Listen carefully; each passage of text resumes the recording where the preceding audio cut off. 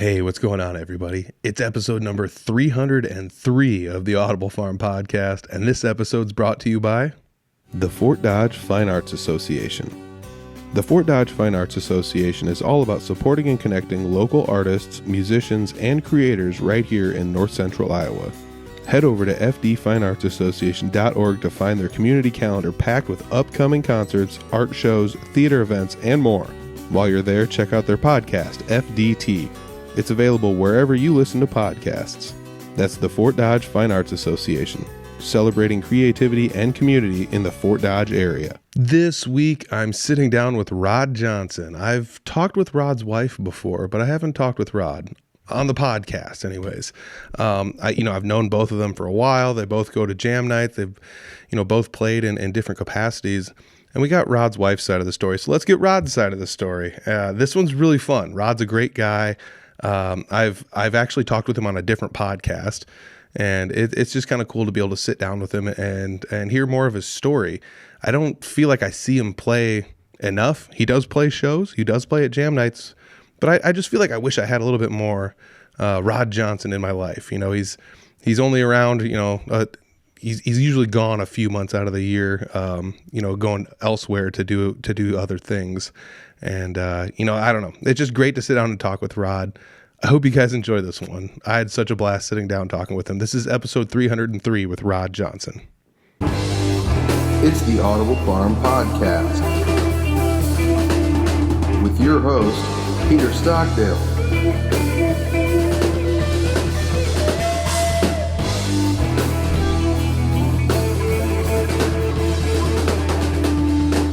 I'm sitting down with Rod Johnson.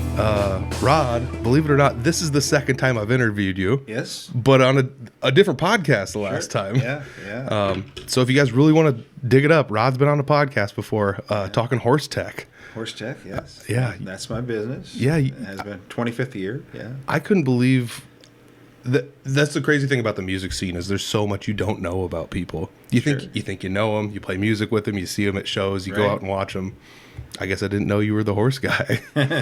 Horses and some dogs too. Dogs too. That was a fun thing to find out when I did the research. I'm like, dogs too. Yeah, so if you got a gimpy horse or a gimpy dog, give us a call. There you go. We're here to talk music this time around though. Yeah. So we're gonna shift gears. If you guys want to go check that interview out, maybe I'll throw a link down below. But sure. Rod, you're a singer, guitarist. I don't know if you're a songwriter. Have you written songs? No, I wrote one.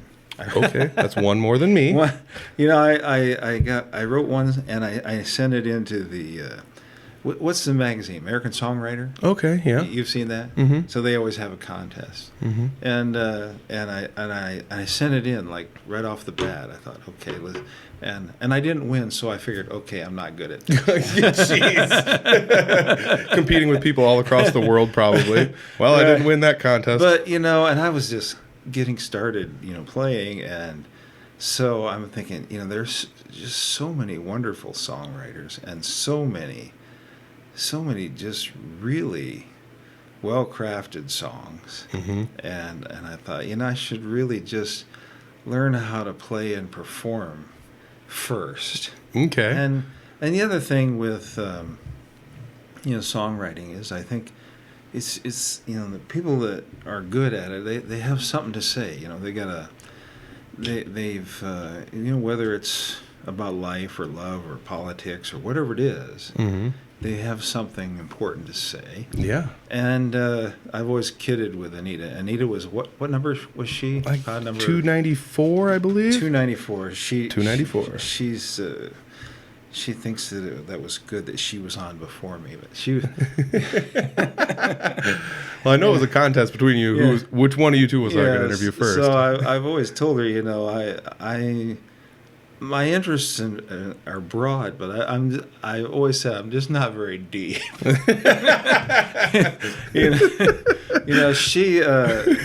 She's an excellent poet. I don't know if you knew that, but I mean she has a degree in creative writing, and she wrote poetry in college, and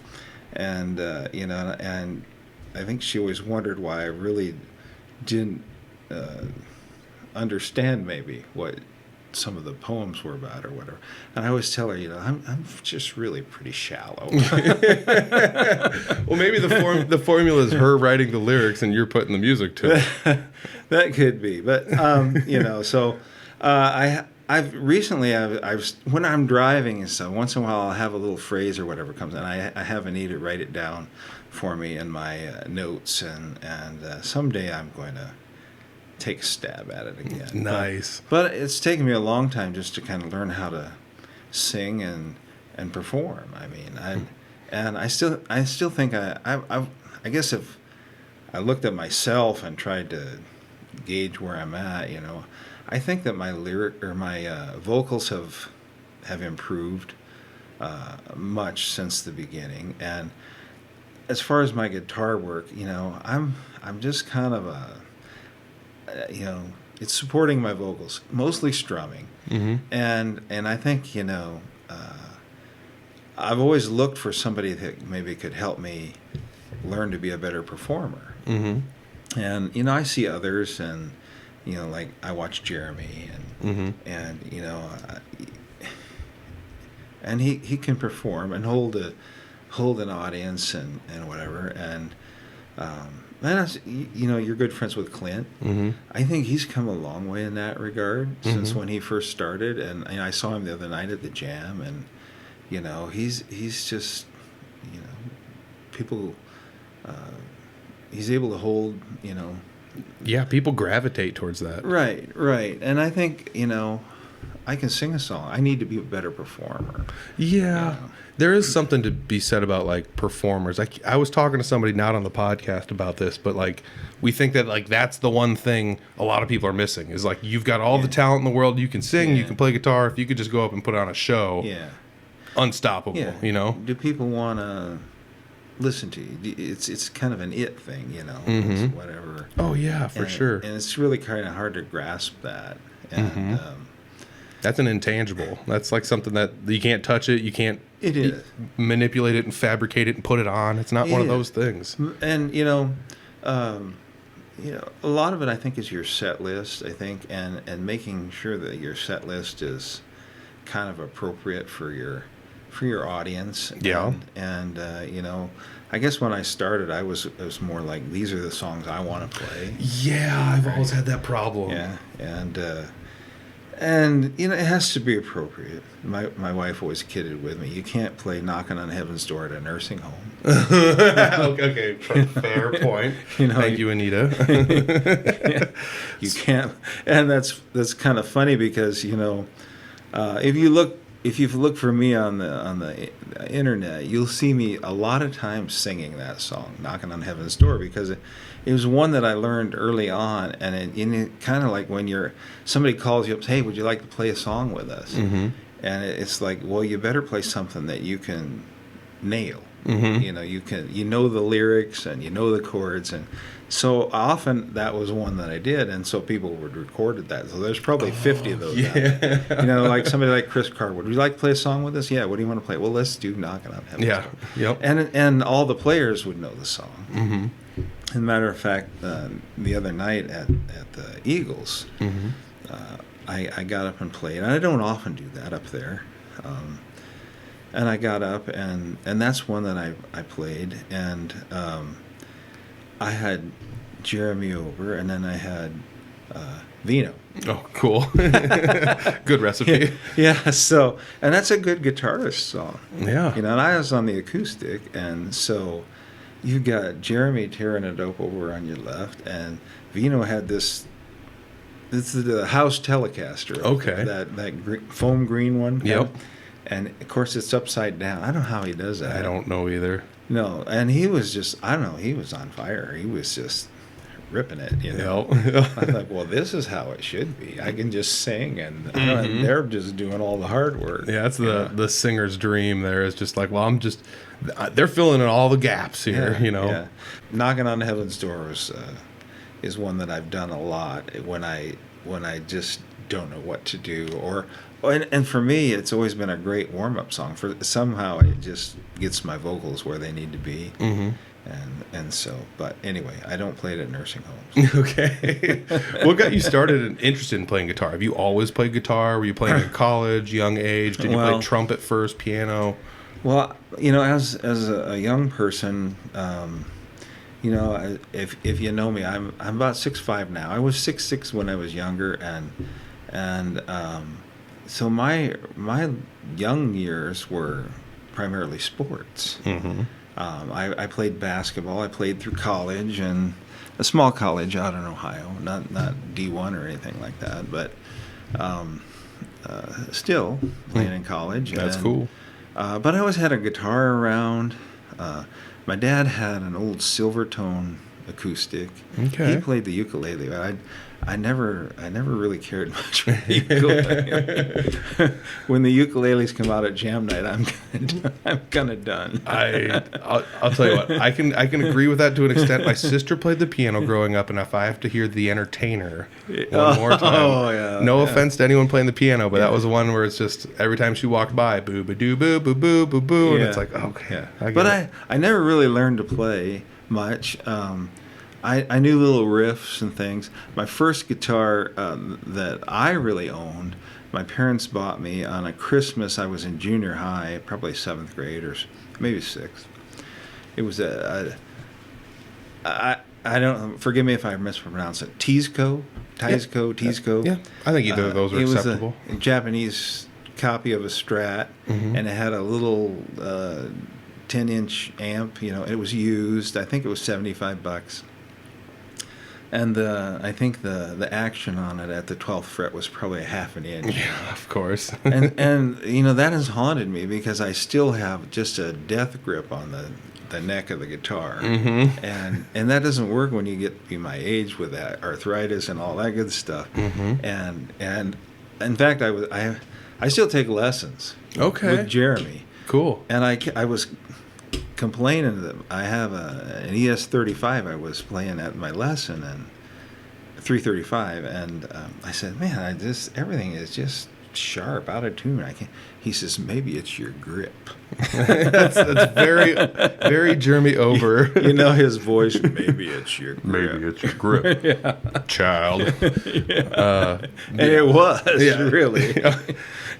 He has a great way of understating something and just being like, that could be this, So, 7th grade, and I was just learning to play. And, of course, all your guitar teachers, I don't know, they were always like 2 years older than you. And they didn't know any theory or anything. They just were somebody who could play a few more chords than you. Bingo, yep. And so I wasn't learning much. My sister had a friend. My sister just passed away this past week. I'm sorry to hear that. Yeah, but when she was in high school, she had her boyfriend had a buddy. His name was Mel Scheer, and we were in Algona, and he ended up being a pretty good musician. He kind of played that Holiday Inn tour, if you will. Okay. You know what I mean, he traveled all over America playing. Wild. But playing guitar? Yeah. Cool. But he would come to the house, and he was in high school and a way better player than I. And he would teach me some chords and songs and whatever. But I never really did anything with music seriously.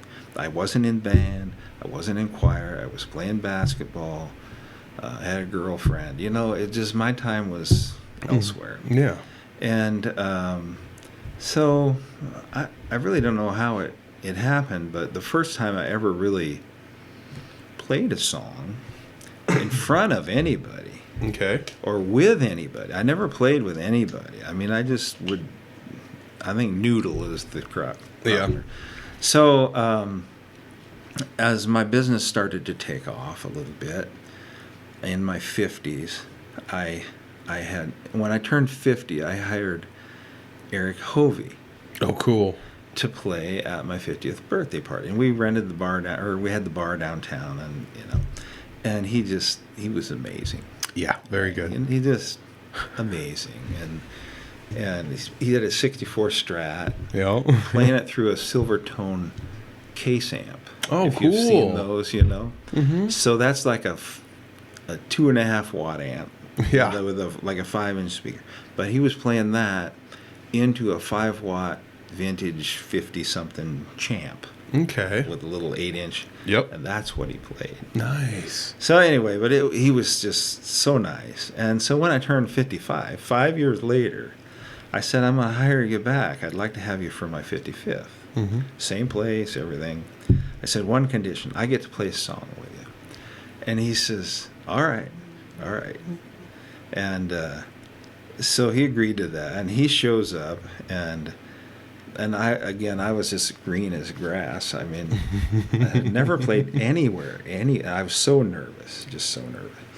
And so I had a Gretsch Billy Bow. Have you seen one of those? I don't think it sounds familiar. It's a Billy Bow Jupiter, I think is what they call it. It's a ZZ Top guitar. It looks like a Cadillac Finn, you know. Yes. It's about this long. The case is about 6 inches longer than a Strat case. Super cool. Yeah. So I had that, and I had a little Fender Champ, not the cool Champ, but the red knob Champ. Yeah. Whatever, you know. I've got a reproduction of one. Yeah, I got a clone of one. Yeah. I don't have a good one either. So I roll in, and he says, "Are you ready to play?" And I whip this thing out, the Billy Bow, and I had this amp. And I had a tube screamer. Mm-hmm. You're familiar with those, right? Oh, yeah. Yeah. So I had a tube screamer, and he kind of looked at that, and he looked at what I was doing, and he just unplugged the tube screamer, and he went right into the amp, and he turned it all the way up, and he said, "There you go." Yep. that's classic. So I'm at full volume, right? And everybody in town is there, you know, because it was this open bar and everything. And so he says, "What are you going to play?" And I said, well, let's do Clapton's Key to the Highway. Okay. You know, classic kind of a blues shuffle. Da, da, da, da, da, da, da, right? Mm-hmm. And he says, "You're going to sing it, right?" I said, "No, God, no, I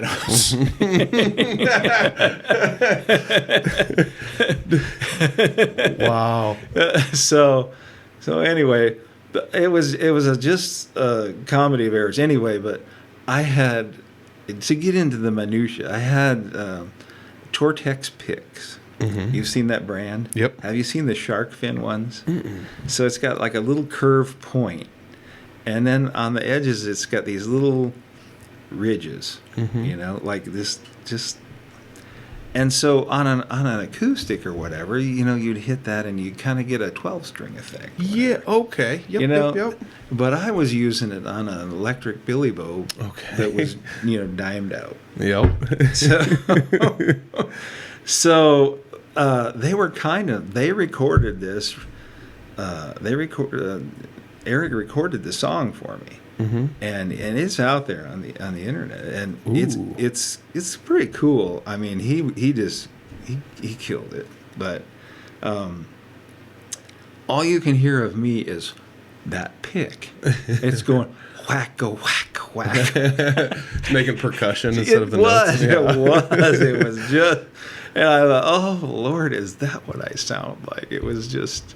That's crazy. Yeah. Dude, so your first time playing music live in front of anyone was with Erick Hovey then? Yeah. That's a good place to start. That's a wild story. Yeah. I would have never guessed that. Yeah.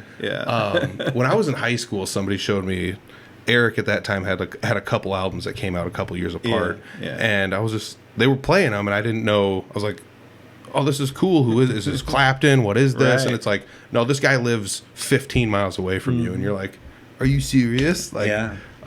So that was my introduction to Erick Hovey, and I haven't seen him live a whole lot since then. So he doesn't play much now. Mm-hmm. He has a place at the Lakes, just not too many doors down from us. But we just can't seem to.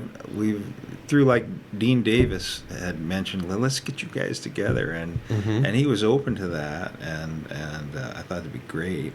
We just haven't made a connection. But he's just such a nice. He was so welcoming to somebody who was just so green. Of course, I was paying him. You know? Yeah, that's true. That's true. I was that night anyway. Well, you mentioned Dean Davis. That'd be a fun combination too. Just throw a little bit of Dean Davis in there too. Yeah, Dean's he he came up the other night.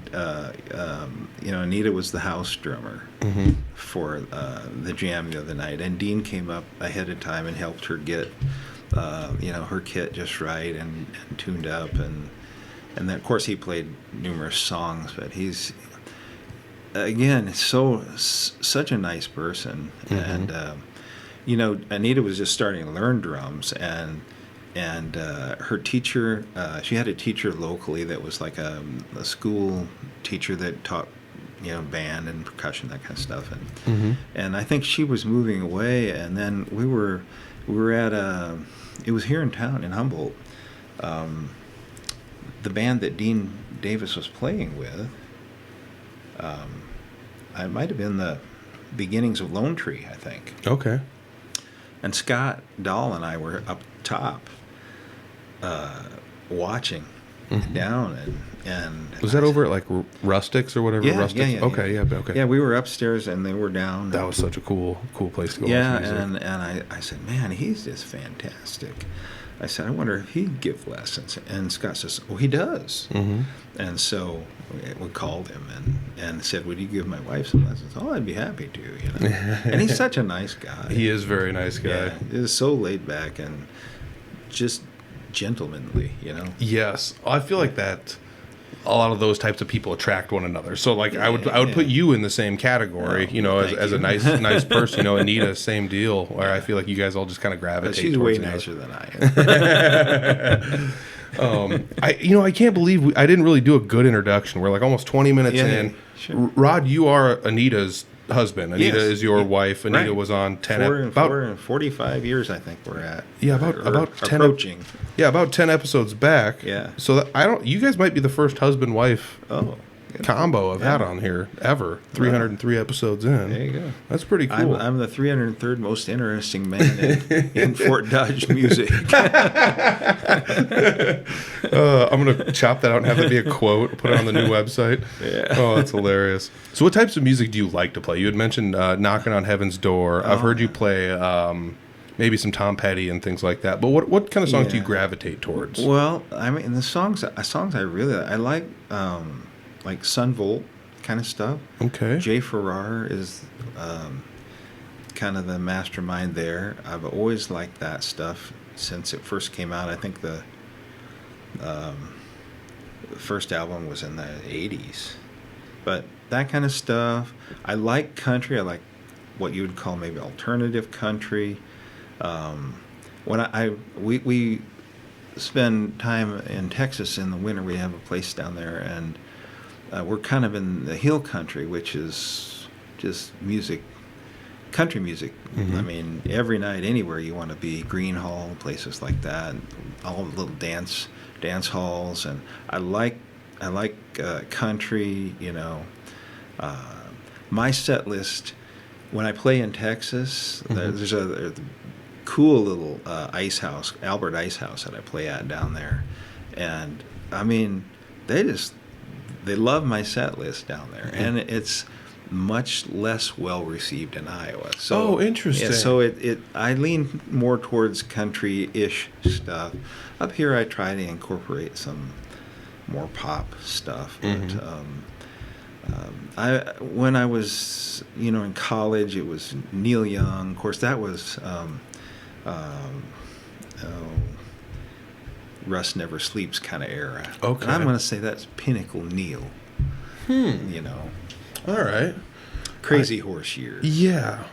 I mean, they could just. Ooh, there is some good stuff in the Crazy Horse years, though. Yeah, that was. I loved that stuff. I feel like sometimes with musicians, because let's face it, I was born in the '80s, so it's the end of Neil Young being, I don't say like relevant. He just wasn't as big of a deal in the '90s and 2000s as he was. Yeah. I'm one of those people that tends to be like, all right, let's go back to the first album and listen. You get 2 or 3 in, and you're like, this is the gold right here. It doesn't get any better than these. Yeah. When you forget that, like you said, the Crazy Horse stuff. I remember Ober was playing a song once. I was like, that song's awesome, and he's just like, that's Neil Young Crazy Horse song, and I was like, I never knew that. Crazy Horse, and again, I think Rust Never Sleeps. I saw him in that tour in a Cleveland Stadium, and it was, to me, that was pinnacle Neil Young, and then he kind of got angry. Mm-hmm. Yeah, yeah. I mean, he's thinking about going back to songs like Ohio, Mm-hmm. you know, and they were protest songs, and they had a point, and they had an edge, and so forth, and Stephen Stills, you know, stop, what's going on, you know, Mm-hmm. like whatever. The Yep. song, for what it's worth. I Yep, was there you go. thinking of the song. Buffalo Springfield. Yeah, yeah, Yep, yep, and yep, that yep. was Neil Young and Stephen Stills and them, and you know they were very listenable songs, and yet they made the point, and then I think at a point Neil Young hit that angry old man kind of Yeah, thing, yeah, for sure. to where it was just, I'm mad, you know, and I get it. Mm-hmm. I get it. He's mad about stuff, and Yep. as I said earlier, you got to have something to say. Something to say. I was just thinking that. Yeah, you got to have something to say. But his earlier work, he said it, you know, Mm-hmm. and it was, and people got it. You Mm-hmm. know, you know, Four Dead in Ohio, people got the point. But it was a very listenable kind of a, almost not, I don't want to say pop, but Mm-hmm. it was, you know, Yeah. on the radio. Yeah, it's crazy now that you mention that. 'Cause like Neil Young was like taking pot shots at like Leonard Skinner and stuff, Yeah. and then Leonard Skinner writes a song and puts Yeah. him back in it, and they're just That's like, right. "Hey, you want to Yeah. go song for song?" It's like almost like a rap battle, but like in the 70s and 80s. Yeah. That's crazy. Yeah, Alabama was the song. I love that song. It's a cool song. It's fun to play. Mm-hmm. It's easy to play. I mean, I shouldn't say it. It's the chords for the chorus and everything. They're easy to play. But Mm-hmm. to do a Neil Young song, I'll tell you how bad I was of a guitar player. Okay, So- okay, I'm in. Let's hear it. So, you know, you asked me about my early experiences, and I remember Cinnamon Girl. Mhm. Everybody loves Cinnamon Girl, Yep. right? So I'm at my guitar lesson as a young man, and he says, "What do you want to learn?" And I said, "Well, I'd like to learn the solo from Cinnamon Girl." Ooh. Yeah. So I come back next week, and the teacher says, "Well," he says, "that's one note. You play it 13 times." And you think about it, da da da da da da da da. It is. Yeah, there's really like mostly just one note, and that's crazy. It is. You know, and I'm thinking, okay, I'm an idiot. Yeah. Well, I mean, there's some of that stuff when you first start out, you don't know how. Yeah. Even if it's that easy, you Yeah, don't know yeah. it's that easy. And there's Yeah. stuff that's tough, and you don't know it's that tough either. Yeah. And there's Um, stuff that sounds really tough, and it's not tough. You Mhm. know, it's just you just got to get the hang of it. You got to learn the fretboard a little bit. And Mhm. you know, like taking my lessons with Ober, and he's talking. We're in the fourth position of the melodeon scale. You know, it's like, okay, Yeah. I know right where you're at. Yeah. I mean, when I first started hearing stuff like that, I was like, let me write this down here, and I got to get a chart out, and then you got to flip over here to the appendix and see, okay, reference Yeah. this, and okay, I think I got it Yeah, now. let me look up the tab. On Yeah, exactly. It's not super easy to. No. Like you said, like when you're first starting, nobody speaks music theory, and then all of a sudden Yeah. people start speaking it. It's Yeah. like, well, I got a world to learn here. But the place where I was taking lessons at that time. And anyway, as I went through college, and I went off to college. You know, have you been in a college dorm? It's about like this room. Yeah. You had two beds, Mhm. concrete walls, right? Mhm. Two small windows. Yep. I had a Fender Twin and an Ibanez Lawsuit Black Beauty. Are you familiar with the Lawsuit guitars? Yes. Well, yeah. Fender just fired up Well, all the lawsuits so this again. this was like a Black Beauty Les Paul, and it had the open bookstock headstock, just like a Les just Paul. like it. Yep. And it was Ibanez was in Gibson script, and it had the diamond parallelograms, Ooh. black with gold hardware. It was a beautiful guitar. Mhm. I wish I could find one. Yeah. I mean, it was really cool. Yeah, it's crazy. And I had the worst Fender Twin ever. I mean, it was just cantankerous Okay. and I mean, the volume might as well just started at 11. Yeah. And it was a twin. I mean, it was loud. Mhm. And on top of that, I was not a good player. Ooh, So okay. you're in the college dorm. Anyway, it was. So I would play a little bit, and you know, if you could play anything in college back then, you were like, oh. Oh yeah, Yeah, for sure. yeah. King of the party or whatever. You know, you Yeah. just show up with an acoustic guitar. But anyway, later on, then when I graduated, I got a good job in my hometown at a place called Marion Power Shovel, and we'll talk about that a little bit. But I bought an Ovation guitar, which at that time was just like white hot. Everybody that was playing on TV, it was Ovation. Yep. Right? And they had great electronics in them. Mm-hmm. So the one I bought was a Custom Legend, and it was stereo. Ooh. Black with mother of pearl. It was just beautiful. So, like the mother of pearl on a D45, just everywhere. It was just bling. Wow. Yeah, and I had this. I got a good job, and they paid me monthly. Oh, okay. And my parents were in the process of moving, but I was living with them for a few months. Mm-hmm. And so I took my first paycheck, and I spent it all on this guitar. It was $1,300 in 1980. Yeah. Yeah. And it was, I love that guitar. And then it was stolen. That's like But the funny thing was, I worked at a place in Marion, Ohio. It was called Marion Power Shovel. Mm-hmm. And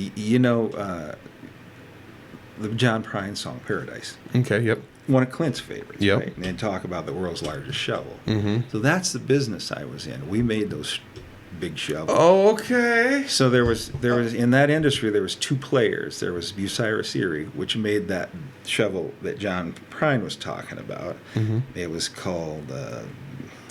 I'll think of it. Big Hog was the name of the shovel. What a wild name. And our company had one called Big Muskie. Okay. Yeah, but a fish, right? Oh, yeah. Well, it was from Muskingum County, Ohio. Okay. See, the Paradise song that was Muhlenberg County, Kentucky. Yep. Peabody Coal. I can't remember who bought our shovel, but it was we were Marion Power Shovel. They were Bucyrus Erie. They were the two big. They made all the stripping shovels and big drag lines and stuff. They were just huge. Okay. But that's who paid for my first guitar. That's pretty awesome. A first guitar that's no longer around. Which is so sad. It was. I had full replacement on it. Okay. I was wise enough to do that, but the insurers couldn't find one. Yeah. They were rare, and this is of course pre-internet. I mean, you couldn't just get on and search for one.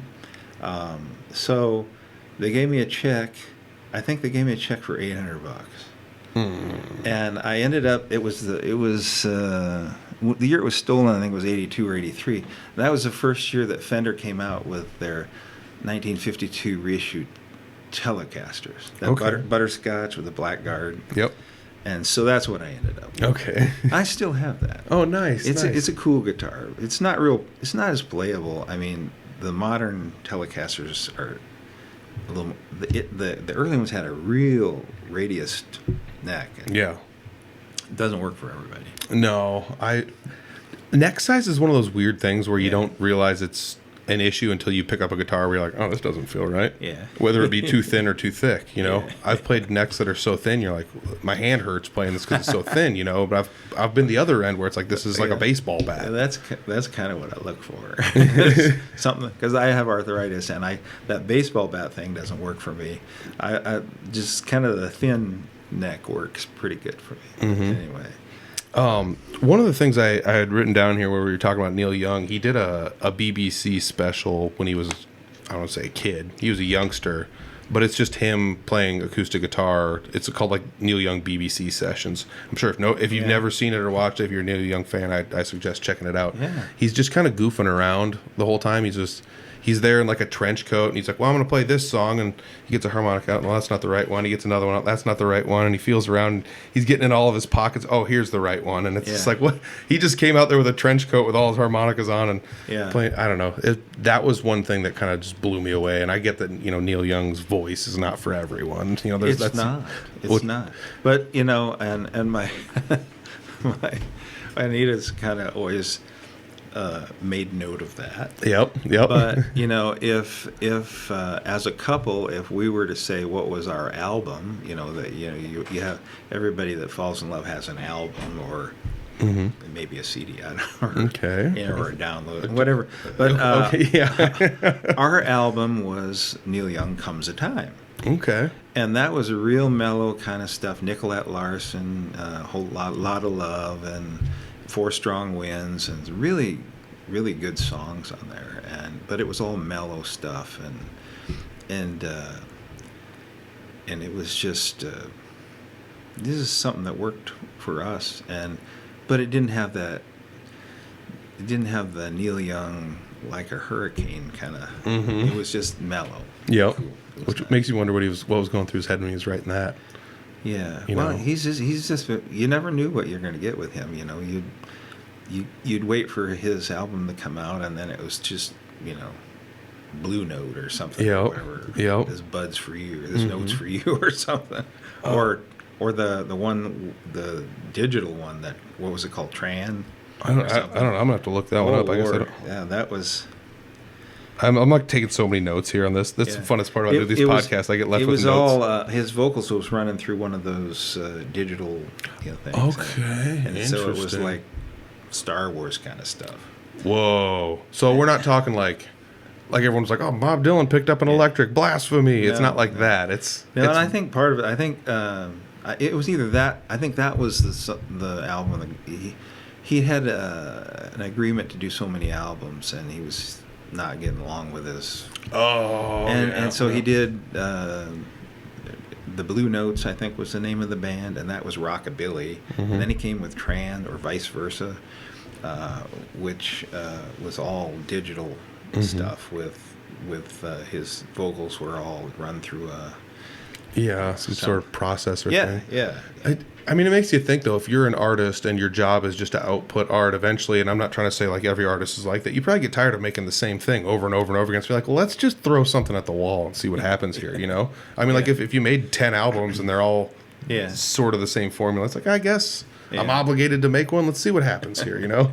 Right. While we're on the Neil Young topic, I wrote this down, and it's just a question. It's one word question. Harmonica? Do you play the harmonica? For some reason, I thought you did. I tried it once. Okay. And I just, I don't know if I'm suited for it, and I just don't know if I'm. It just seems like I always gum them up. You know what I mean? Yeah. I spent more time. Have you ever cleaned a harmonica? You take it apart, you get the combs out, and then you use alcohol. It's like, I was totally going to throw Clint Riedel under the bus here. Yeah. I know Clint hasn't cleaned a harmonica. I can tell you that. Well, I mean, some people, if you're I'm going to say a dry player, it's not a problem. But if you notice Neil Young, like when he plays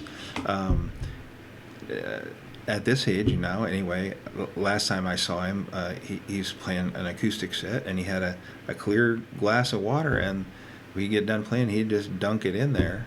And wow. It would sit in the water, and when he's done, he'd shake it out, and so there's got to be a science to it. I don't know. I have no clue what's going on there. If you've ever cleaned harmonicas, because when they get gummed up and then they dry, then they're just, you get a kind of a squeaking off key kind of a thing, and it's just like, okay, and they're like $60-$80 a now. Nice one, yes, yeah. Which also blew my mind. So you got to learn how to take care of them, and as I said earlier, I was still trying to learn how to sing.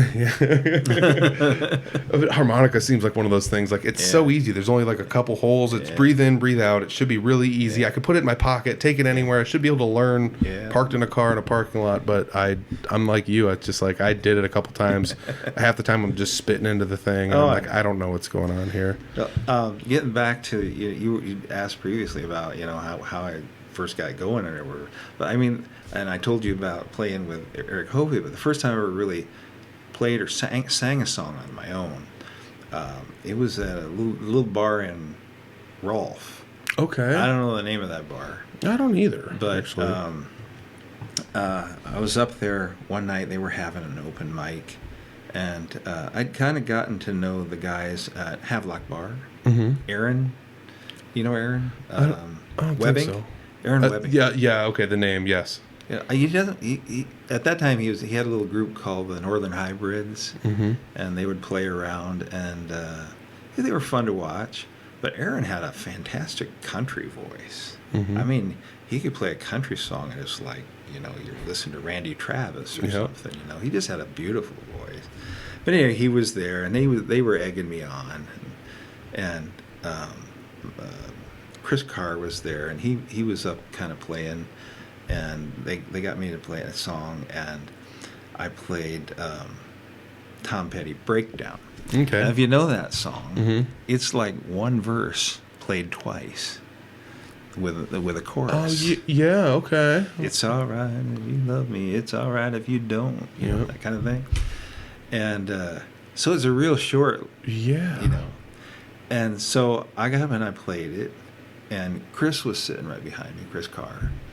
And so I played the two verses. And I'm just strumming along now for the other guys to if they want to play a lead or something. And Chris kind of leans up in my ear and he says, "Is that all you got?" Chris. And I'm thinking, well, yeah. Yeah. It is, really.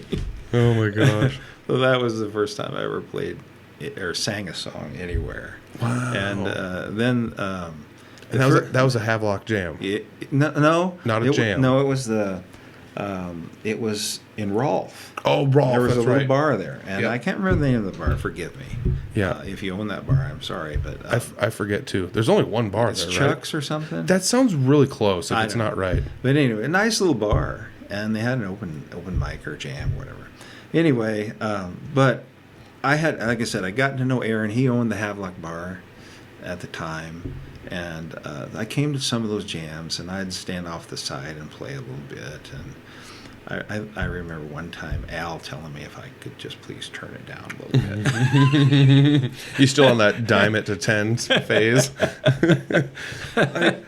Well, anyway, but Al was the first person that hired me, Al Shrove, who, if you ever get a chance to see him, you should see him. And he plays, their little duo is Al Bombo. And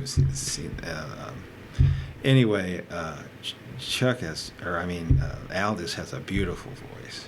But he hired me the first time. I think I did probably a 2-hour set. And, you know, it's pretty rough. But Dude, my first set was rough. I don't and then after that, I think I started playing like up at Okoboji Brewing and some places like that. Awesome. Which, you know, I'd done some open mic stuff there, and they kind of liked what they heard, and so they asked me if I'd play and that sort of thing. But Al was the first one that hired me, and he probably shouldn't have, but he did. Bless his soul. One of the things I was writing down here while we're talking about all this is acoustic versus electric. You mentioned you played some electric. Yeah. You've played. I know you more as an acoustic player. Do you still play electric or? In the confines of my practice room. Okay. You know, I have electric guitars, and I have some fun stuff. And so I have a Les Paul and Strat, Tele, the basic stuff. Yep, one of each. Yep. Yeah, and I enjoy playing them. I got I just bought a 335 this last year, and I really like that. But I'm not really comfortable like being a sideman. I mean, I could maybe do some basic pentatonic soloing if I was. That's all I'm doing. Yeah, I can do some of that if I know what key I'm in and I know the song and that sort of thing. But I'm not as comfortable. I guess I've thought that my when I'm doing solo acoustic, I always thought that if I could make my vocals good enough that you might overlook the fact that I'm just strumming. Newsflash, that's all anyone's doing, though. Well, some people can get a lot of little fills and licks in there. And, Jeremy, for instance, or Chris Carr, even. They've got quick enough hands, they can, get back to where they need to be to make the next chord change, and that, you really have to be, I think, proficient to do that. But I enjoy it, and I enjoy, like if I was in a situation like I was the other night playing, Knocking on Heaven's Door, or we played Watchtower, both good guitar songs. Oh yeah, Watchtower. And but I had the acoustic, which I think sounded good in that situation. But if I had an electric and was just doing the rhythm, so to speak, yeah, I enjoy that. Okay. Because you can have fun with that. Oh yeah, yeah.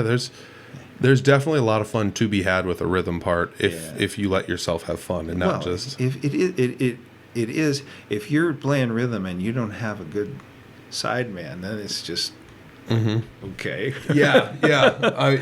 It does take one of everybody in a band to have fun. Like if you're just playing rhythm and there's nobody really shredding a solo or anything, it's kind of the recipe's missing some spice here. Maybe, It really it is. Well, I would enjoy being better at it, and I've been taking lessons with Jeremy. Just I enjoy it. I enjoy my time with Jeremy. He's a fun guy to sit for an hour with and noodle around, and I usually learn something. But it's always with electric. I don't take my acoustic in but. So now I'm thinking to myself, the jams we normally attend would be like the Fort Dodge area jams. Yeah. Those are kind of done for the summer. Yeah. But there is still the Byron jams. So if you go to Byron's, there's still going to be jams there as far as I know through the summer. So if I see you there, I might just hand you my electric and you might just go up there and have some fun. I could. All right. Like your electric. That's a T30, right? T60, but yes. T60. Yep. T60s. That thing's a big heavy. They're solid. Yes. Yeah. It's one big chunk of wood. They just CNC'd out some holes. It is. And but that was made in America. Yep. Yeah. Yep. Little PV. All the PV stuff used to be made in America. Yep. I think that was their downfall, was getting away from that, because as weird as it sounds, that's stuff that if you go back 15 years, you couldn't give away some of their guitars, and now everybody wants them because they're American made, and there's nothing made here anymore. Yeah, that's true. Kind of wild. It's true. They had some good amps back in the day. A lot of the Skinnerd sound was PV stuff. Yep, they used a Mace. As crazy as it sounds, they would like hide them behind Marshalls on stage sometimes, and people would just be like, "Oh, they're hooked into a Marshall." It's like, nope, it's just a combo amp back here. Yeah, they were good amps. One of the other things you'd mentioned, you go somewhere, you do an open mic night, right? Yeah. And then if somebody likes you, you kind of might get hired, either at the same location or someone's there watching. Right. They might hire you somewhere else. Has that been the formula you found to get you hired most places, or did you find? I'm going to kind of tie this into something. I've seen you at a couple wineries here and there. Yeah. Or did you go to like a winery and then the winery crowd's kind of like, oh, I saw Rod at this winery, we should have him at that winery. Yeah. Or how exactly did that go? I don't know if the open mic has gotten me a lot of gigs. Probably some. Mainly it's, I think, going and asking, and maybe you send them a couple songs that you've played. I think my set list can be pretty winery friendly. Wineries, small brew pubs, that kind of thing. That's a pretty good fit, and a lot of the clientele at those places are my age, maybe a little younger, but they like a lot of the classic tunes. It's like that's the wheelhouse. Yep. Yeah, instead of going to like a young person's bar or whatever. Even still though, like you could go in there and play some Neil Young or some Tom Petty and they would love it. Yeah, for a time. Yeah, true. They'd eventually want something from. I've said it. It struck me one day that I wasn't playing anything from this century. Oh, wow. Okay, I guess I never would have thought about that. But think about that. Yeah. Like when you go to jam night, the Eagles or whatever, and I've told Anita this because I think she thinks she needs to know every song, and I said no, for jam night there's like a list of 30, and if you know those 30, you're going to hit 90% of it, and you're going to play Can't You See? Yeah, that's always the one I tell people, play this one if I'm up here, play it. Right, but a lot of them are from that Marshall Tucker, Leonard Skinner era, that that country Yep. rock. Yeah, bingo, yeah, you know. yeah. Americana type stuff. Right. Yep. And if you know the hits from that era, you've got a lot of the jam night under your belt. Mm-hmm. Yeah, I mean, the majority of it, yeah. There's always that dark horse song that somebody throws in there where you're like, I don't even know what the heck's going on here. Yeah. Well, the I wish I could remember the name of the song, but that young man that got up and played the saxophone the other night, Mm-hmm.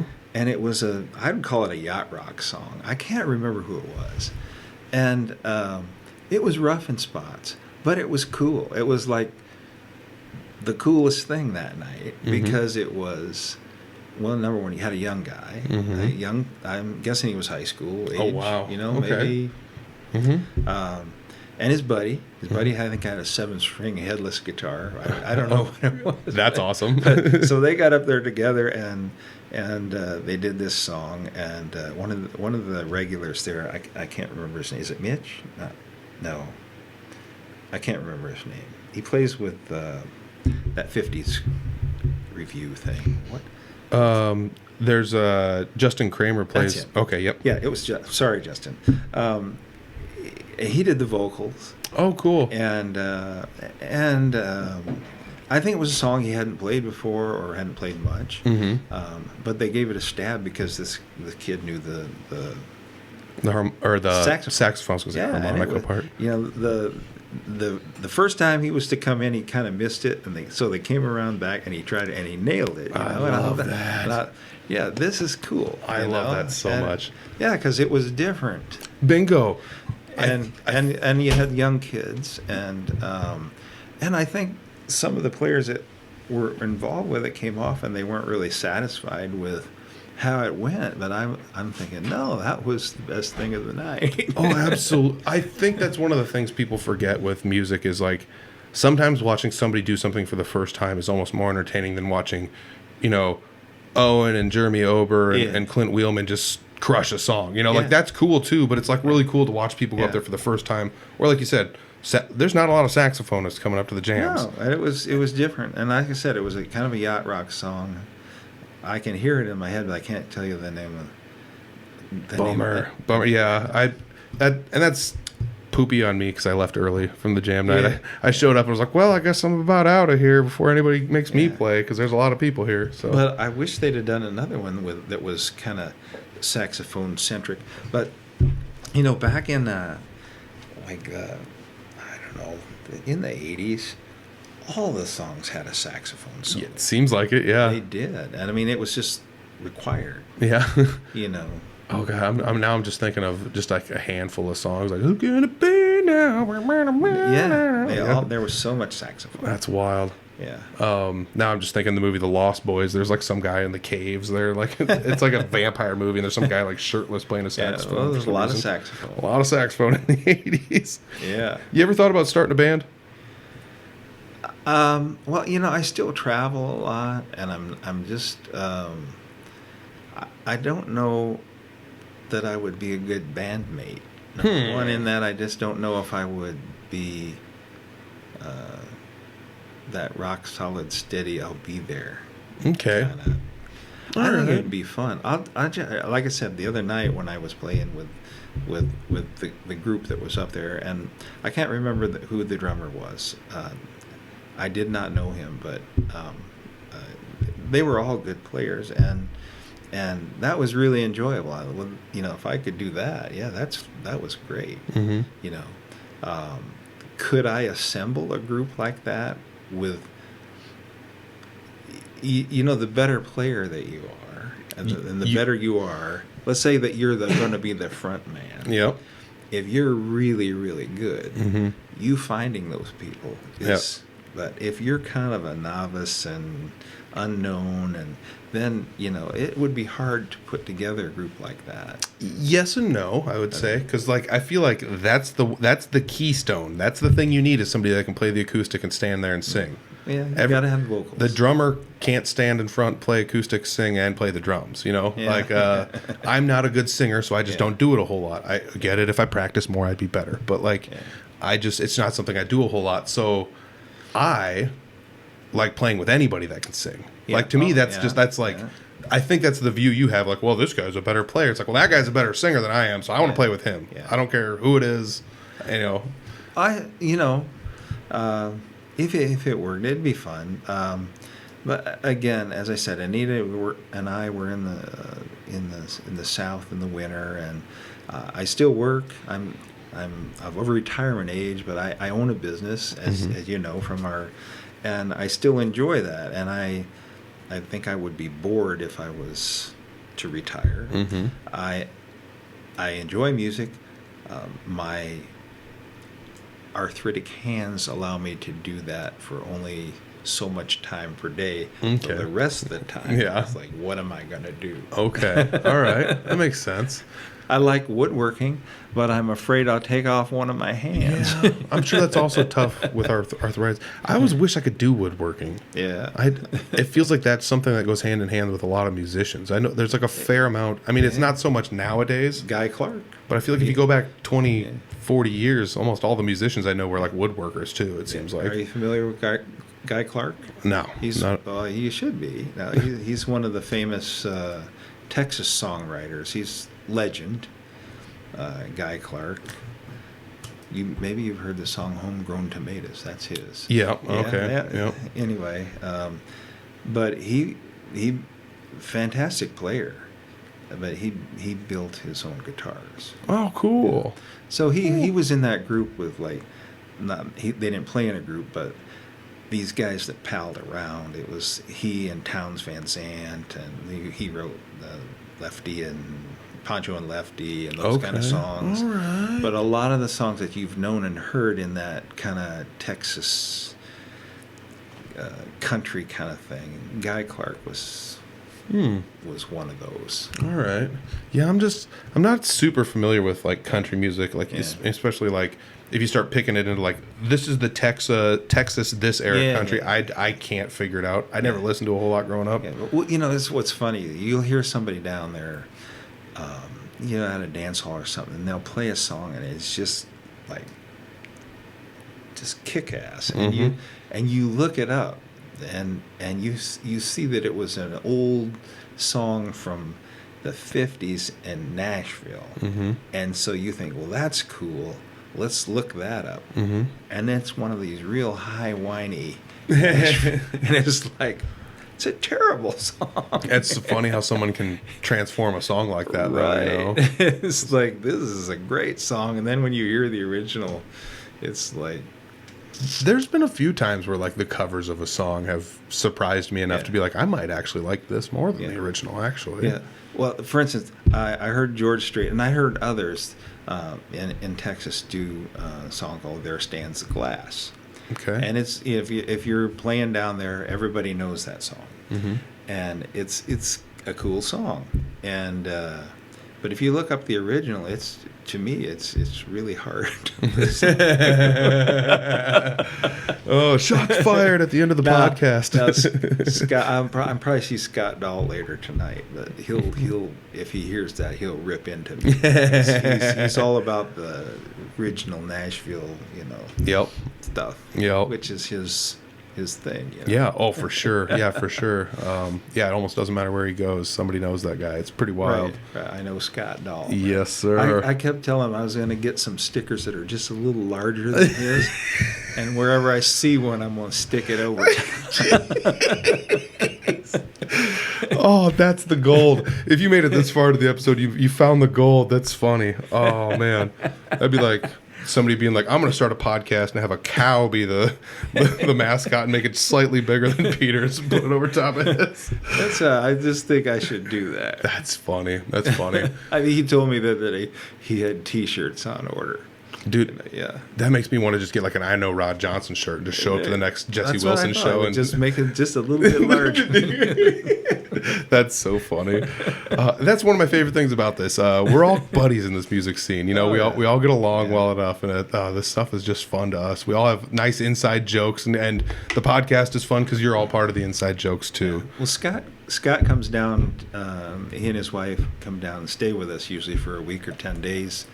in Texas, and they're all about dance halls. They like to dance, and they like that honky tonk music. Mm-hmm. So now I still work when I'm down there. So I get up in the morning, and I get online, and I work till usually about 1:00, and then the afternoon is mine.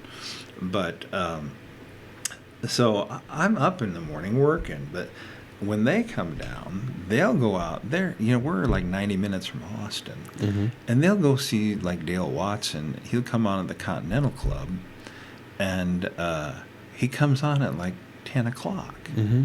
Well, so they get home at like 3 a.m. So I think the last time Anita went with them, and I stayed home.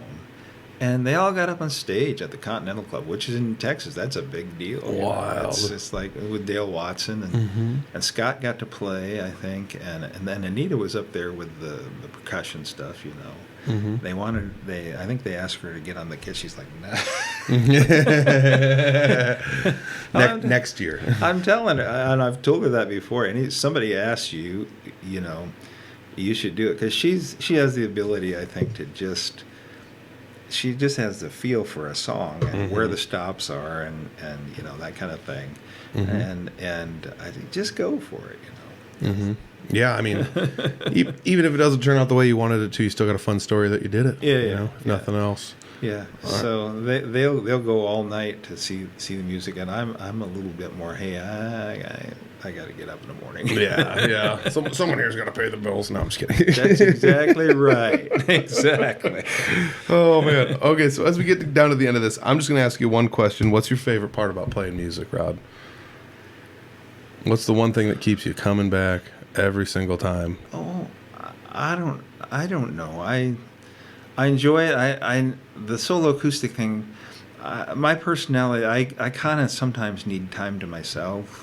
Mm-hmm. Just I can't just always be engaged with a big group or whatever.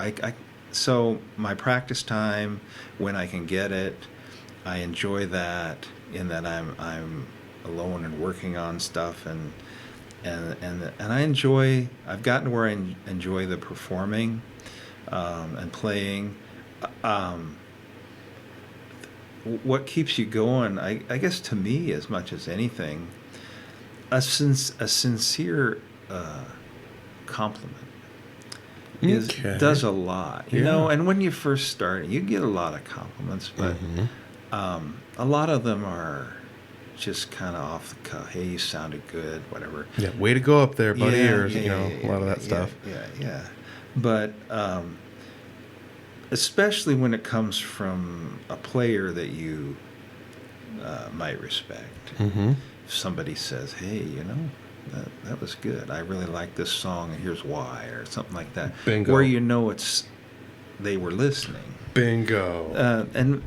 And kind of funny, the other night after the thing up at the Eagles, I was, helping Anita get her bags out for the drums and stuff, and the sound guy was there. What's his name? John? Is it John? The sound guy at the jams. Eagles, yeah. Mark Gales. Might have been. Yep.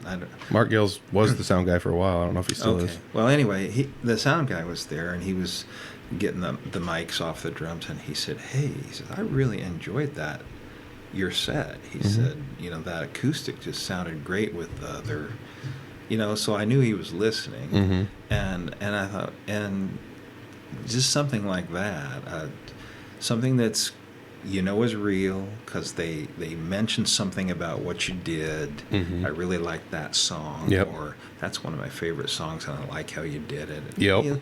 And again, particularly if it's somebody that you believe kind of knows music or is involved in the music. The sound guy sat there and listened to a lot of it. I'm sure he's not just going to throw everybody a compliment. For instance, if afterwards, if you came up to me and said, hey, I love that, this or that, I would take that, as a nice compliment. And those things, I think, to me, kind of keep you going. Yeah. If nobody ever tells you you're doing a good job, or you're doing something well, or they enjoyed it, it's just like, you get to, well, why am I doing it? Yeah, you better be doing it for yourself, because otherwise there's not really much of a reason. So, I try to do that to others when I listen to them. Hey, I really like this, or like in the case of Jeremy, I would say, well, I'm going to steal that song. Mm-hmm. Yep. I'm going to play that now. Yeah. That's going to hit the Rod Johnson playlist. So, yeah, I think that's kind of what I enjoy, is just getting some good feedback that kind of reaffirms what really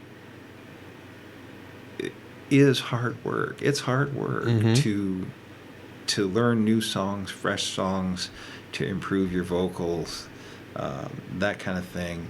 There's a lot of practice involved. Anita asks me sometimes why I don't sing in church, and I always tell her, well, it's never in my key. Yeah. Yeah. And I haven't rehearsed that, I don't think the key matters at church. Well, Rod. the church key is always up here. It's always the soprano, I don't know. Okay, I get it. Make a joyful noise. I get it. Yeah. If you can't sing, make a joyful noise. But know. I don't know. That's a lot of joyful noises coming out at some of those churches, though. Yeah. I can't sing that high. That's for sure. Oh, it's always high. Yeah.